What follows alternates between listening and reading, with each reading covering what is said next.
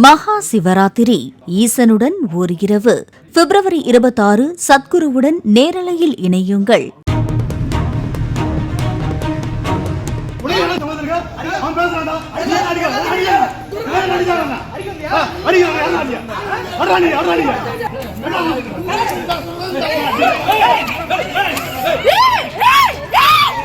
நாமக்கல் மாவட்டம் ராசிபுரம் பேருந்து நிலையம் பின்பகுதியில் பார் நடத்தி வருகிறார் திமுகவை சேர்ந்த ராஜா.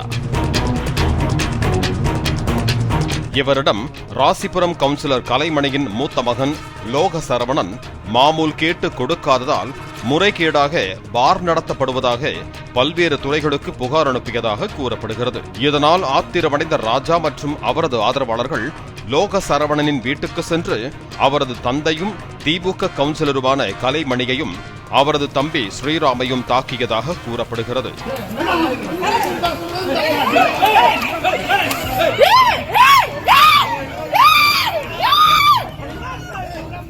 மேலும் தாக்கிவிட்டு மருத்துவமனையில் அட்மிட் ஆனதால் ஆத்திரமடைந்த லோக சரவணன், என் தந்தையையும் தம்பியையும் தாக்கிவிட்டு மருத்துவமனையில் அட்மிட் ஆகிறீங்களா என மருத்துவமனையில் பிரச்சனை செய்ததால் பரபரப்பு ஏற்பட்டது.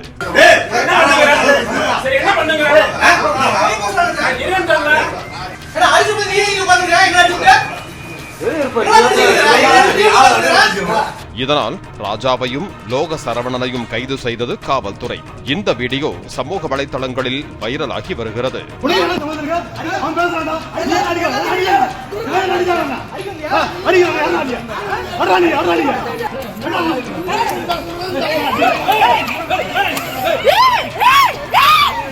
மகா சிவராத்திரி ஈசனுடன் ஓர் இரவு பிப்ரவரி 26 சத்குருவுடன் நேரலையில் இணையுங்கள்.